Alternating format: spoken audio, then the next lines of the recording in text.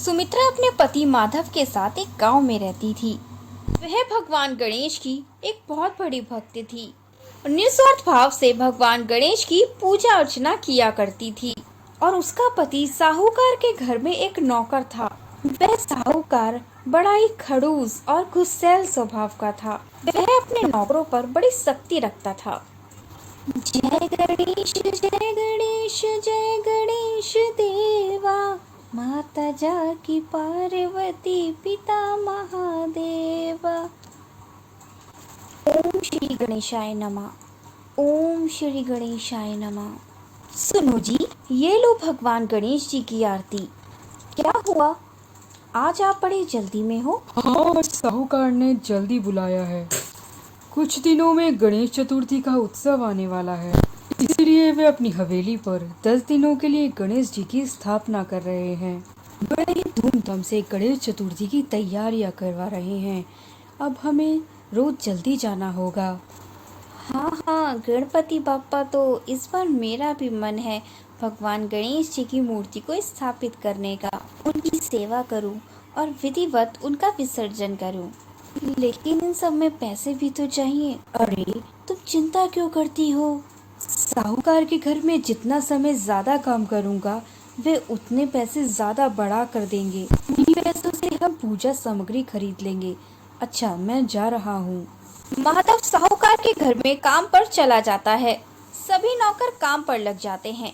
माधव भी भगवान गणेश के पंडाल बनाने के काम में लग जाता है। एक दिन एक नौकर पंडाल की रस्सी बांध रहा था। अचानक उसे बचाते हुए माधव के पैर में चोट लग जाती है। एक और काम बढ़ा दिया। एक काम ठीक से नहीं होता। जा मोहन, इसकी पट्टी बंधाकर इसके घर पे छोड़ा। अब किसी और को इसकी जगह रखना पड़ेगा। माधव, तुमने मुझे बचाने के चक्कर में अपने पैर पे चोट खा ली। तुम्हारे पैर में टाके आए हैं। अब तुम्हें थोड़े दिन तक आराम करना होगा। अरे, ये क्या हुआ? आपको पैर पे चोट कैसे लग गई? भाभी, मुझे बचाते हुए माधव का पैर जख्मी हो गया। लगता है इस बार पैसे इकट्ठे हो जाएंगे तो गणेश चतुर्थी पर काम आ जाएंगे। आप भगवान गणेश पर विश्वास रखिए। अगर भगवान गणेश जी चाहेंगे तो हम उनकी स्थापना जरूर करेंगे। आपका पैर जल्द ही ठीक हो जाएगा। पैर की चोट लगने से माधव बड़ा परेशान था। अगले दिन सुमित्रा भगवान गणेश जी की पूजा अर्चना करके अपने पति से बोली, सुनो जी, मैं सोच रही हूँ आपकी जगह मैं साहूकार के घर में नौकरी कर लूँ। पैसों की जरूरत है, आपकी दवाई भी लानी है, कुछ तो काम बता ही देंगे। सुमित्रा, साहूकार बड़ा ही गुस्सैल स्वभाव का है। एक एक दाना बड़ा गिन के देता है। तुमसे नहीं झेल पाओगी। आप चिंता मत कीजिए। जब तक गणेश भगवान मेरे साथ है, मुझे किसी बात की चिंता नहीं है। सुमित्रा काम के लिए साहूकार के पास चल पड़ी। साहूकार ने कहा, ठीक है, मैं तुम्हें पंडाल की सफाई का काम सौंपता हूँ, किंतु ध्यान रखना भगवान गणेश जी और पंडाल के आसपास बिल्कुल भी गंदगी नहीं होनी चाहिए। मैं तभी तुझे पैसे दूंगा, समझी? आप बेफिक्र रहिए मालिक, मैं सारा काम अच्छे तरीके से करूंगी। सुमित्रा पंडाल की सफाई का कार्य शुरू करती है। गणेश चतुर्थी का पर्व शुरू हो जाता है। लोगों की भीड़ साहूकार के घर में आना शुरू हो जाती है। सुमित्रा साहूकार से एक हफ्ते किए गए काम के पैसे मांगती है। अभी मैं जरा किसी जरूरी काम से बाहर जा रहा हूँ, तू कल आके ले लियो। सुबह मालिक, मुझे गणेश जी की मूर्ति लेनी है। भगवान गणेश जी के लिए पूजा सामग्री लेनी है। मैं अपने घर में गणेश जी स्थापित कर रही हूँ। अगर आप पैसे दे देते तो मेरा काम बन जाता। एक ही दिन की तो बात है, मुझे वापस अंदर जाना पड़ेगा। तुम अपना काम चला लो, कल ले लो ना। अरे मुरारी, तुम आओ आओ, तुम अपनी बहन से मिलो, मैं तुमसे आकर बात करता हूँ। जीजा जी, आपने गणेश जी का पंडाल तो बहुत अच्छा सजवाया है। पहले हम दर्शन करेंगे, फिर ही अंदर जाएंगे। हाँ हाँ, तुम पहले दर्शन कर लो। मुरारी साहूकार का साला है। वह गणेश चतुर्थी के पर्व के लिए यहाँ आया है। सुमित्रा घर वापस चली जाती है। उसका मन उदास था। सुमित्रा के पास पैसे नहीं थे। उसके पास 50 रुपए थे, जिससे उसने छोटी सी गणेश जी की मूर्ति ली। और उसके पास पैसे भी नहीं थे कि वो भगवान के लिए प्रसाद खरीद सके, इसीलिए वह भगवान के आगे चीनी रख देती है। सुमित्रा शाम की आरती कर रही होती है। तभी साहूकार पुलिस को लेकर उसके घर आता है। साहूकार कहता है, ये रही इंस्पेक्टर साहब जिसने पंडाल के दान पेटी में से पैसे चुराए हैं।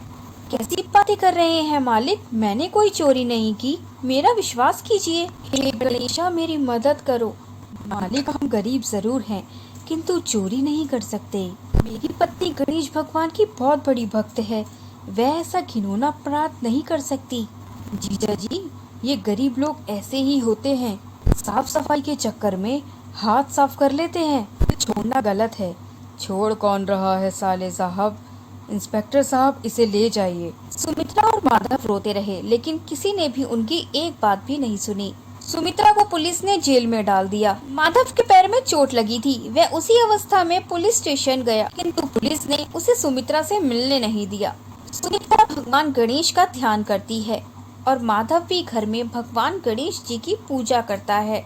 उनकी प्रार्थना भगवान गणेश तक पहुंच जाती है। भगवान गणेश अपने भक्त को दुखी देखकर क्रोधित हो जाते हैं और साहूकार के सपने में आकर उसे दर्शन देते हैं और उससे कहते हैं, उठो जयचंद, तुमने मेरी भक्त सुमित्रा पर जो इल्जाम लगाया है वह सरासर झूठ है, असली चोर मुरारी है। तुम अभी जाओ और मेरे भक्त को जेल से बाहर निकालो, नहीं तो मैं तुमसे क्रोधित हो जाऊंगा। जब साहूकार उठा तो वह बहुत डरा हुआ था, पसीने से लथपथ। सुबह भी हो चुकी थी। साहूकार ने कहा, हे भगवान गणेश मुझसे बहुत बड़ी भूल हो गई, मुझे क्षमा कीजिए। साहूकार पुलिस स्टेशन जाता है और मुरारी की तरफ से गवाही भी देता है। पुलिस सुमित्रा को छोड़ देती है। साहूकार सुमित्रा से कहता है, तुम मुझे माफ कर दो, मैंने तुम पर चोरी का इल्जाम लगाया है। कल रात मेरे सपने में भगवान गणेश आए और उन्होंने मुझे सारा सच बताया। क्या भगवान गणेश मेरे लिए आए? आपकी लीला अपरंपार है प्रभु। सुमित्रा घर वापस जाती है। सुमित्रा को देखकर माधव रो पड़ता है। अगले दिन साहूकार सुमित्रा को उसकी मेहनत के पैसे देता है और फिर 10वें दिन भगवान गणेश जी का विसर्जन होता है और माधव का पैर भी ठीक हो जाता है। भगवान गणेश की कृपा से साहूकार माधव और सुमित्रा दोनों को काम पर रख लेता है। गणेश जी की कृपा से माधव और सुमित्रा की जिंदगी खुशियों से भर जाती है।